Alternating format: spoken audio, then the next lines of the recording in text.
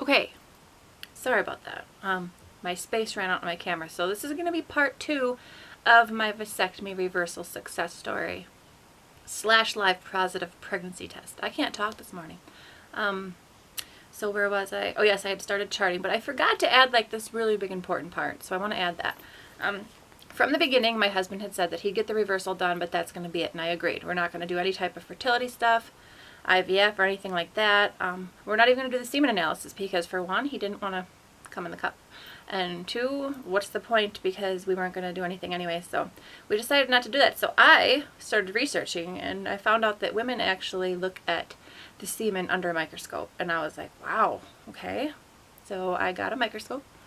It's just this kind, cheap little AM scope. I think it was like $50, and I started looking at it under the microscope. You're not supposed to get it from intercourse. You're supposed to get it from like hand job, BJ, whatever. And then you have to let it liquefy for 10 minutes in a warm spot, like in your cleavage, and then you look at it under the microscope. It takes a while to get used to it, but I was getting pretty good at it. And we saw sperm in there. I think it was like 6, maybe 3 weeks. I don't remember exactly, but pretty soon we saw sperm, and I was like, oh my goodness, there's sperm. And that's when it kind of started to take over my mind a little bit. I didn't think I'd ever get obsessed with something like this, but I did. One night there'd be nothing, maybe 2 dead sperm, and I'd be crushed. I said, it failed. God's punishing me. Why did he bring me through this just to have it fail?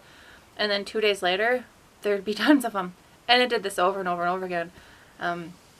In fact, it would have been days before I actually conceived, but I didn't know it. I looked under the scope, and there was no sperm. There's like 2 dead ones just laying there, you know. I'm like, great, it failed, it scarred over. A few days later I looked, and there's tons again. So yeah, ladies, don't let the bad scoping get you down, because we're not scientists, and I don't know what kind of things change what you see, but it changes day to day. So anyways, June 2nd, I saw in my chart that I had ovulated, and that happened to be our 11th anniversary.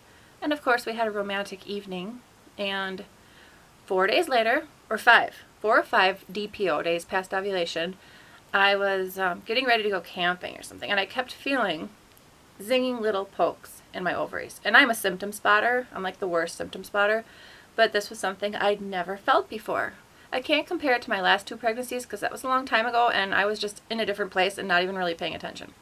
So it was like a zzz, zzz, like someone was poking me in the ovaries with like a hot screwdriver. Poke, poke. And I'm like, wow, this is a weird thing. And a few days later, 8 or 9 DPO, I noticed I wasn't getting my brown spotting, which I get every month without fail before my period. I'm like, wow, did I time things wrong? Is this because I knew exactly where I was in my cycle this time? Am I off somehow? So 8 and 9 DPO, I took a pregnancy test, and it was negative. 10 DPO, I woke up in the morning, took my temperature, and my temperature was down by like 2/10 or something. And that's the sign that Aunt Flo is coming. I'd also been cranky, breaking out, and hungry, right? Like all my PMS symptoms. So I was like, I'm out. So I took the little strip, set it down, and kind of looked at it a few minutes later, and I was like, what is that? That's a shadow. I've never seen that. I know all about EVAPs and everything, but this was like 5 minutes in. Maybe 7 or 8 at the most. And I'm like, oh my goodness. And I freak out, and I go in my room, and I look at it in the better light. I call my 2 kids in. They're 7 and 8. And I said, do you see a line on this test? And I was like shaking, adrenaline rush, and they saw it.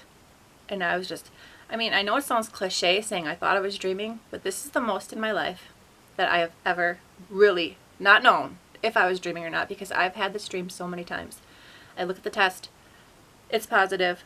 Oh my goodness, the feelings, the excitement, the adrenaline, the thinking about, you know, telling everyone, and then I would like wake up and be crushed and heartbroken. I'm like, oh, why does this keep happening? But this time, so I had to read out loud, because in my dreams I could never read out loud. I read out loud, and I could read. And I'm like, wow. Like, I just peed. Why didn't I take a first response, early result? Now I have nothing left, but like within 30 minutes, I squeezed out just enough in a cup to dip the first response test. And I took a video of myself, a short little clip, on my phone, watching the pee go across. And at first, I thought there was nothing there. I'm like, oh no, It's just a faulty internet cheapy test. But then there it was, coming up the second line. I'm like, oh my gosh, there's a line. I mean, I felt like every other video, I guess, but the feelings and the emotions, I mean, 7 years wrapped up of the longing just to see that, and the longing for the baby, and it was just an indescribable experience. And that's where I am now. That was yesterday. Today is 11 DPO. And I'm going to dip a stick because I love watching these on the computer. And it seems like everyone covers them and then looks at them. It's like, no, I want to see it go through. So I'm going to show you it go through. This is only my second first response I've taken. And this should be a little darker. Everyone always shows it's a dry test. Why do people fake these things? I guess they do. It's a dry test. I won't show me dipping it though, because that's kind of gross.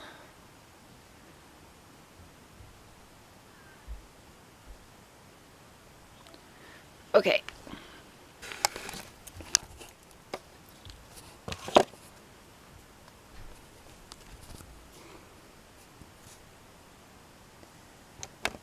I hope I dipped it long enough.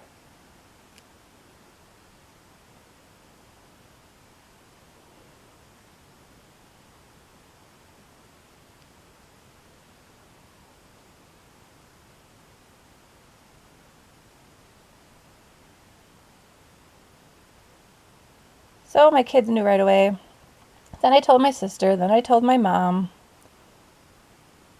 Look at that beautiful line coming up already.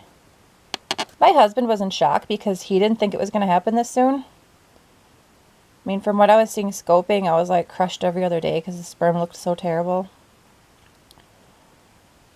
I think he thought it was going to take longer, but he's already coming around. I mean, and then we were talking about baby names and where we're going to put the baby and all that stuff in names, and I already said that. So there it is. There's the second line at 11 DPO.